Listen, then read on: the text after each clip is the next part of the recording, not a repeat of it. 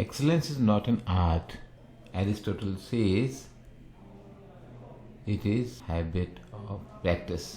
नमस्कार दोस्तों, मेरा नाम चंद्र प्रकाश जोशी है और एग्जाम में आपका स्वागत है। इस वीडियो में हम बात कर रहे हैं अगले 20 प्रश्न जो आपको फेस टू एग्जाम में काम आने वाले हैं। ये प्रश्न मैंने आपसे पिछले बार की वीडियो में पूछा था। एनुअल फाइनेंशियल स्टेटमेंट जो बजट है वो पार्लियामेंट में जो प्रेजेंट किया जाता है किस आर्टिकल के अंतर्गत किया जाता है। तो भारत के संविधान के 112वें अनुच्छेद के अनुसार ये बजट पार्लियामेंट में पेश किया जाता है। और एनुअल फाइनेंशियल स्टेटमेंट जो बजट होता है उसी को एनुअल फाइनेंशियल स्टेटमेंट बोलते हैं। इसके 3 कंपोनेंट हैं, वो हैं consolidated fund, contingency fund and public fund. अगला प्रश्न हम बात करते हैं इनमें से कौन सा स्टेटमेंट सही है रिगार्डिंग कमेटी जो आरबीआई द्वारा सेट की गई है for customer service standard. The committee will be chaired by mister BP Kanungo जो एक्स डिप्टी गवर्नर है आरबीआई के। तलवार कमेटी और दामोदरन कमेटी कुछ इम्पोर्टेंट वर्क इन कमेटीज ने किया था कस्टमर सर्विस पे पहले पास्ट में। और ombudsman framework was first put in place in 2006। तो ओम्बड्समैन फ्रेमवर्क पुराना है, इससे भी मैं आंसर पाता हूँ। पहले 2 स्टेटमेंट सही है। यहाँ पर मैं आपको बताना चाहता हूँ एक्सट्रीम बी प्रोग्राम के बारे में। बहुत सारे क्वेश्चंस हमको इस पे आ रहे हैं। अकेला ऐसा प्रोग्राम है जिसमें ऑफलाइन और ऑनलाइन लर्निंग आपको मिलती है।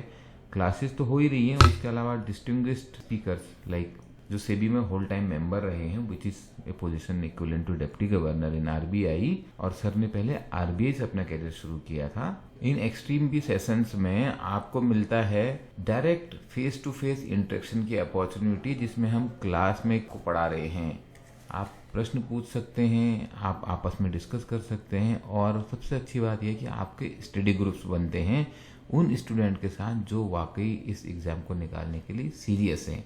आप टी ब्रेक में, लंच ब्रेक में फैकल्टी के साथ क्वेश्चन पूछ पाते हैं। और उसके बाद जब आप ऑनलाइन क्लास में भी आते हैं तभी भी आपको फैकल्टी रिकॉग्नाइज कर पाती है। आपको एक पर्सनलाइज अटेंशन, पर्सनलाइज गाइडेंस मिलता है। टीम बी प्रोग्राम में फैकल्टी मेंबर्स आपको बहुत अच्छे से ट्रेन कर पाते हैं, आपकी स्ट्रेटजी फ्रेम कर पाते हैं। आपको ज्यादा डिटेल जानना है, अगला बैच कब शुरू हो रहा है, कहाँ पर शुरू हो रहा है, तो आप हमें कॉन्टेक्ट कर सकते हैं 9200552428 पे। रेगुलेटरी बॉडी एग्जाम में अपना करियर बनाना चाहते हैं उनके लिए एक गोल्डन अपॉर्चुनिटी है। इस प्रश्न का आंसर ऑप्शन सी है, क्योंकि ओम्बड्समैन स्कीम जो है सबसे पहले 1995 में शुरू हुई थी। बाद में 2006 में इसको रिवाइज किया था, 1995 फर्स्ट टाइम। और अब जो लेटेस्ट वन एप्लीकेबल है वो 2021 की है। कस्टमर सर्विस स्टैंडर्ड के रिव्यू के लिए जो कमेटी बनाई है इसके चेयरमैन हैं मिस्टर बीपी कानूनगो। इससे पहले की जो इम्पोर्टेंट कमेटी है Talwar committee, Goiporia committee, Tarapore committee on procedure and performance audit and Damodaran committee for customer service. अगला प्रश्न है which of the following statement is correct regarding IBC prepacks. IBC prepack introduce किए गए थे अप्रैल 2021 में प्री पैकेज इंसॉल्वेंसी प्रोसेस के रूप में। और PIIRP is the corporate debtors is for corporate debtors who are classified as MSME। Yes correct है। Default among eligible under PPIRP is ₹10 lakh but less than 50 lakh. यहाँ पर ये गलत है क्योंकि it is less than 1 crore, तो not more than 1 crore, 1 crore तक का हो सकता है। और 2021 में ये स्कीम चालू की गई है। और जो प्रोसेस है ये 120 दिन के अंदर कंप्लीट होनी है। Excess return on an investment, अगर किसी इन्वेस्टमेंट में कुछ रिटर्न एक्सपेक्टेड हैं उसके ऊपर जो रिटर्न मिल जाते हैं उनको हम किस बेंचमार्क इंडेक्स से देखते हैं। तो इसका सही आंसर है अल्फा। हम अगर कोई रिटर्न में कुछ एक्सपेक्टेशंस हैं तो उसके ऊपर जो मिलता है हम बोलते हैं फंड मैनेजर का क्या अल्फा लाने की कैपेबिलिटी है। यानी कि अगर एक्सपेक्ट किया कि 10% रिटर्न मिलेंगे और 15% मिल गए तो 5% अल्फा हुआ। पीपीपी के प्रोजेक्ट के फाइनेंशियल सपोर्ट प्रोवाइड करने के लिए सेंट्रल और स्टेट गवर्नमेंट और लोकल बॉडीज ने मिलकर एक फंड सेटअप किया जो है इंफ्रास्ट्रक्चर प्रोजेक्ट डेवलपमेंट फंड। और ये कितने % तक का प्रोजेक्ट डेवलपमेंट एक्सपेंस को असिस्ट करेगा। तो इसका सही आंसर है 75%। 75% तक का जो डेवलपमेंट एक्सपेंस होगा वो ये प्रोजेक्ट स्पॉन्सर कर पाएगा, ये फंड स्पॉन्सर कर पाएगा। National monetisation pipeline estimate aggregate monetisation potential of what amount through core asset of the central government. Over a 4 year period 2022 से 25 तक। और इसका सही आंसर है 6 लाख करोड़। तो इस प्रोग्राम के अंतर्गत आइडिया क्या है, क्रिएट किया है ये नीति आयोग ने, और आइडिया है कि 6 लाख करोड़ तक का मोनेटाइजेशन किया जाएगा 2025 तक। और लास्ट ईयर जो निकल गया अपना फाइनेंशियल ईयर, उसमें 96,000 करोड़ किया है, जो बजटेड अमाउंट 88,000 से ज्यादा था। और इस साल के लिए 22-23 के लिए 1.62 लाख करोड़ का मोनेटाइजेशन प्रोग्राम बनाया गया है, एसेट मोनेटाइजेशन प्रोग्राम। और ये जो प्रोजेक्ट है एनआईपी जो है वो रिसर्च करता है कि इंफ्रास्ट्रक्चर इन्वेस्टमेंट 111 लाख करोड़ होएगा over this 5 year period of time, 5 years period of time. निम्न में से कौन सा एक सेबी का फंक्शन नहीं है? प्राइस रिगिंग को चेंज करना, चेक करना। देखिए प्राइस रिगिंग तो कोई एनकरेज नहीं करेगा, चेक ही करनी पड़ेगी। इनसाइडर ट्रेडिंग को प्रोहिबिट करना, ये भी सही है। Development of foreign exchange market, ये आप सोचिए किसका काम है? ये आरबीआई का काम हो सकता है कि फॉरेन एक्सचेंज मार्केट कौन रेगुलेट कर रहा है? आरबीआई कर रहा है। रेगुलेशन ऑफ म्यूचुअल फंड बिल्कुल सेबी का काम है। तो ऑप्शन नंबर 3 आपका सही आंसर हो गया। अगर आप नहीं भी पढ़ के आ जाए तब भी आप लॉजिक से कर लेंगे। निम्न में से कौन सा सही है ग्लोबल हंगर इंडेक्स के बारे में, कि इंडिया की रैंक 2021 में 101 आई है 116 कंट्रीज में से, और जो 2020 के मुकाबले इम्प्रूव हुई है। आपको पता होना चाहिए कि लास्ट ईयर के मुकाबले क्या हुआ, इंपॉर्टेंट इंडेक्स के बारे में। ग्लोबल हंगर इंडेक्स जो है पीयर रिव्यूड एनुअल पब्लिकेशन है, और GHI दिखाता है किसी भी स्टेट्स का वो इकोनॉमी जो overall food security and access to food को रिप्रेजेंट करता है for using special dimension like child mortality, inadequate food supply, child under nutrition. जो GHI है ग्लोबल हंगर इंडेक्स, वो बताना चाहता है ओवरऑल फूड सिक्योरिटी कितनी है किसी भी टेरिटरी में, किसी भी देश में। यहाँ पे जो इम्पोर्टेंट कंपोनेंट है इसके, child stunning, child wasting, child mortality. 2020 के मुकाबले इंडिया 2021 में स्लिप कर गया 101th पोजीशन को आउट ऑफ 116 पोजीशन। 2020 में इंडिया था 94 पोजीशन पे। एनबीएफसी के बारे में कौन सा स्टेटमेंट सही नहीं है? पर बोरोवर की सीलिंग होनी चाहिए यहाँ पे 1 करोड़ पर बोरोवर। अगर एनबीएफसी जो आईपीओ लेके आ रही है in case of the listing, regulatory capital की क्वालिटी बढ़ाने के लिए NBFC upper layer shall maintain common equity tier 1 capital of at least 9% of CRA। और एक्सटेंट क्लासिफिकेशन के अनुसार एनबीएफसी के केस में जो एनपीए है वो 90 डे नॉर्म का है, वो सभी कैटेगरीज ऑफ एनबीएफसी के लिए वही रहता है। Housing finance companies are regulated by RBI. Housing finance companies अब आरबीआई रेगुलेट करता है। जिन एनबीएफसी के बाद पब्लिक फंड नहीं है, कस्टमर इंटरफेस नहीं है, वो रेगुलेटरी स्ट्रक्चर में अपर टीयर रहेंगे। तो अपर टीयर एक्चुअली कौन रहेंगे? जिनके पास पब्लिक का फंड होगा, क्योंकि वहां पर आरबीआई का ज्यादा कंसर्न होगा। तो ये स्टेटमेंट लॉजिकली ठीक नहीं लग रहा है, क्योंकि अपर लेयर में रहने के लिए पब्लिक फंड होने चाहिए, तो उसको ज्यादा रिक्वायरमेंट की जरूरत है कि वहाँ पे। अगर आप क्लासिफिकेशन की बात करेंगे एनपीए के, तो आप देखेंगे कि मार्च 31, 2026 के बाद सारी एनबीएफसी को 90 डे क्लासिफिकेशन में आना होगा। अभी क्या है, इस समय के हिसाब से ये एनबीएफसी को दे दिया गया है 90 डे नॉर्म का प्लानिंग करने के लिए एनपीए का।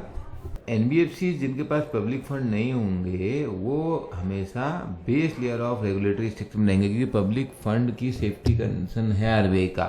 जहां पब्लिक फंड होंगे उनको कम रेगुलेट करना है, कम सुपरवाइज करना है आरबीआई को। निम्न में से कौन सा एक क्वालिटेटिव टूल है आरबीआई की मॉनेटरी पॉलिसी में? तो क्वालिटेटिव और क्वांटिटेटिव टूल आपको समझ में आते होंगे, हमने काफी बार डिस्कस किए हैं।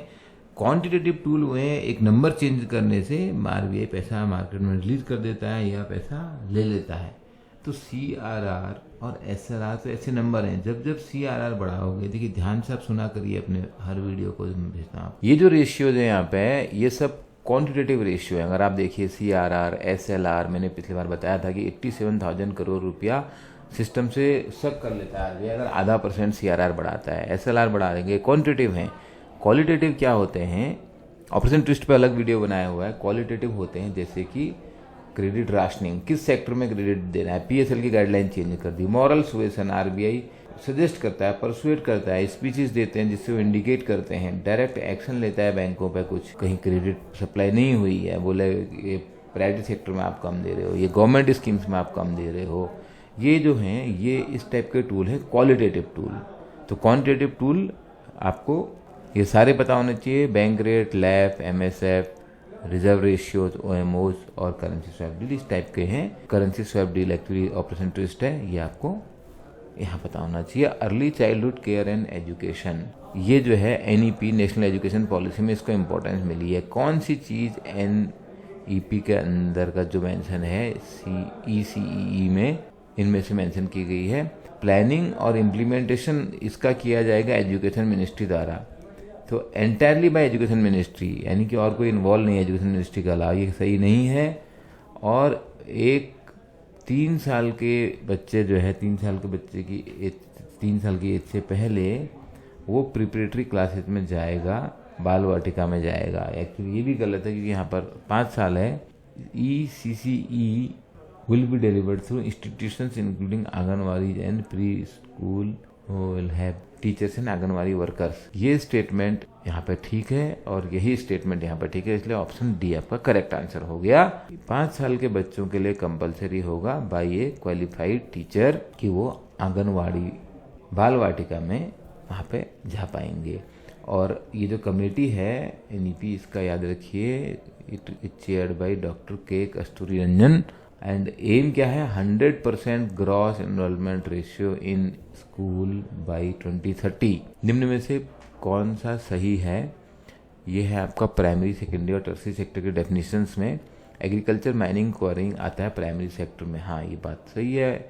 और ट्रेड, ट्रांसपोर्ट एंड स्टोरेज आता है सेकेंडरी सेक्टर में। देखिए ट्रेड, ट्रांसपोर्ट, स्टोरेज सब सर्विस है, सर्विस एक्टिविटीज़ हैं, कोई चीज़ कहीं से ट्रेड हो रही है तो ये सब आती हैं आपकी सर्विस सेक्टर में, जिसको हम बोलते हैं tertiary sector. Electricity and gas supply are part of the, नहीं इलेक्ट्रिसिटी गैस सप्लाई क्या है, मैन्युफैक्चरिंग है, मैन्युफैक्चरिंग आता है अपना सेकेंडरी सेक्टर में।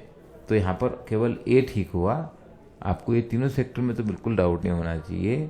जितनी भी इकोनॉमिक एक्टिविटीज़ हैं उनको इस तरीके से बांटा गया है प्राइमरी, सेकेंडरी और टर्सरी में। प्राइमरी में है आपका एग्रीकल्चर, क्वारिंग एंड माइनिंग, वो एक्टिविटीज़ प्राइमरी कहलाती हैं जिसमें जो इकोनॉमिक एक्टिविटी होती है उसमें डायरेक्टली कुछ अर्थ से आता है। जैसे कि अगर हम कोई क्रॉप उगा रहे हैं तो एग्रीकल्चर, या हम कोई माइनिंग कर रहे हैं तो उसमें मेटल जो है पृथ्वी से निकाल रहे हैं, तो रॉ जो है अर्थ को यूज कर रहे हैं, तो उसमें होता है प्राइमरी। सेकेंडरी होता है manufacturing, primarily manufacturing, electric, construction, जहाँ पर आप आदमी ने जो कृत्रिम रूप से चीज़ें बनाई हैं उनको बनाने का काम हुआ जा रहा है। और टर्शरी यानी कि सर्विस सेक्टर वो सर्विस है जिसको हम टच नहीं कर सकते। इसमें जो प्रोडक्ट होता है सर्विस, उसको हम छू नहीं सकते, स्टोर भी नहीं कर सकते, जैसे कि transport, service, trade. National strategy for financial inclusion recommends 5C approach for dissemination of financial inclusion in the country which of the following is not one of those 5C's। तब आप बता पाओगे कि इसका आंसर क्रिएटिविटी है कि 5C में आता है content, capacity, community and communication.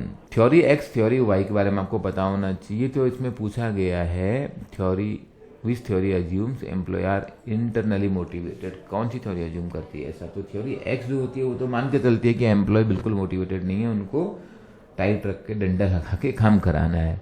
और थ्योरी जेड जो, थ्योरी वाई जो होती है वो बोलती है कि लोग इंटरनली मोटिवेटेड है, वो अपने काम को एंजॉय करते हैं, उनको अपना सेटिस्फेक्शन मिलता है काम के। जबकि थ्योरी जेड जो है जापानीज थ्योरी है, ऊची द्वारा दी गई है, इसमें आइडिया है लाइफ टाइम एम्प्लॉयमेंट का कि people are credible, they are loyal. इसका आंसर थ्योरी वाई हो गया।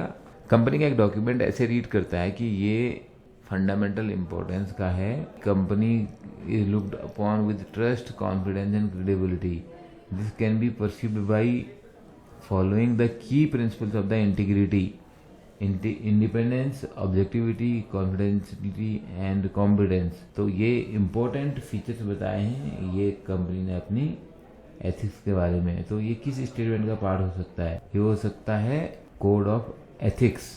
अभी आपके सिलेबस में एथिक्स ऐड हो गया है। कोड ऑफ एथिक्स ऐसे प्रिंसिपल सेट करता है जो पेपर होल्डर हैं या उन्हें कोई गाइड करने वाला है, इसका मीनिंग समझा सकता है। कोड ऑफ एथिक्स जो होता है वो प्रिंसिपल्स हैं जो लोग अपने लिए सेट करते हैं, जो एक ऑर्गेनाइजेशन अपने के लिए सेट करती है और जो यूजर का, एम्प्लॉय का बिहेवियर गाइड करता है। जबकि कोड ऑफ कंडक्ट है जो किसी को भी फॉलो करना ही करना है, उसके क्लियर इंसेंटिव और पनिशमेंट अदरवाइज डिसाइडेड है। कोड ऑफ एथिक्स और कोड ऑफ कंडक्ट में डिफरेंस समझ लीजिए।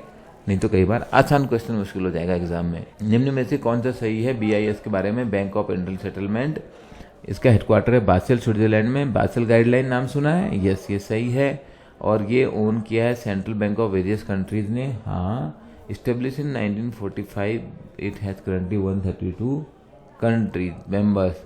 165 में तो बना है, तो अगर सारे मेंबर होते तब भी 190 के आसपास पहुंच जाते। तो ये तो सही नहीं है, statement C, A and B सही है। और ये इस्टेब्लिश 1995 में नहीं हुआ था। अगर आप देखें BIS का इतिहास, तो BIS जो है ये इस्टेब्लिश हुआ 1930 में और 63 कंट्रीज इसमें प्रेजेंट हैं। 2022 में लाइबर का पब्लिश होना बंद हो गया। इसको ग्लोबल बेंचमार्क के रूप में ट्रीट किया जाता था। जो लाइबर 3 मंथ, 6 मंथ, 1 ईयर का पब्लिकेशन है वो 2023 जून 2023 से बंद हो जाएगा। और RBI ने एडवाइस किया है कि अल्टरनेट रेफरेंस रेट ARR पे जाना है बैंकों को इसके लिए।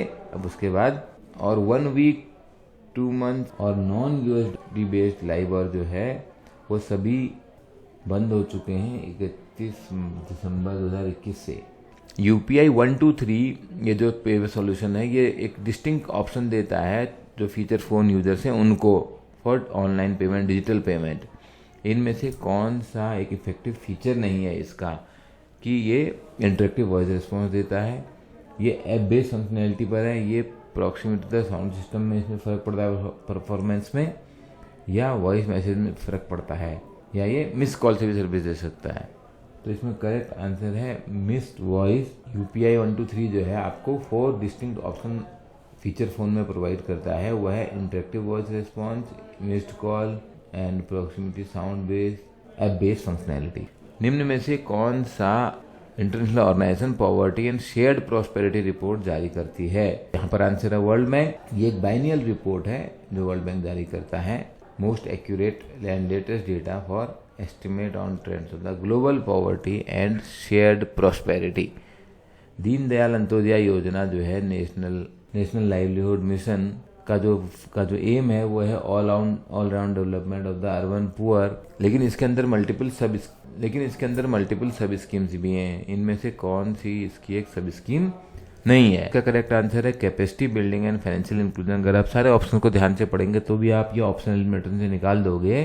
Capacity building and financial inclusion, जो फाइनेंशियल इंक्लूजन है FI जो है वो किसी और का ही मैंडेट है, वो यहाँ पर मैंडेट नहीं है। डे एन्यूएलएम के जो सभी स्कीम्स हैं उनके नाम आप याद कर लीजिए। और इस प्रश्न का जवाब आपको देना है कि लेवेंस के 3 स्टेप चेंज मॉडल के अनुसार जो इंडिविजुअल रेजिस्टेंस का प्रेशर ओवरकम करना होता है और ग्रुप कन्फॉर्मिटी को भी कंफर्म करना होता है, इसको हम क्या बोलते हैं? 5 ऑप्शन है, refreezing, movement, changing, unfreezing, restraining. आप कमेंट में इसका आंसर लिखिए, हम अगले वीडियो में इसका उत्तर डिस्कस करेंगे। Success has to do with deliberate practice. Practice must be focused, determined and is an environment where there is a feedback। तो कांस्टेंट फीडबैक लेने के लिए आपको आना होगा लाइव क्लासेस में। और अगर आपको ये वीडियो पसंद आया तो प्लीज़ इसको लाइक कीजिए, सब्सक्राइब कीजिए चैनल को और इस वीडियो को शेयर कीजिए। यूट्यूब ये एल्गोरिदम को समझता है, तो please share this video. All the best your preparation.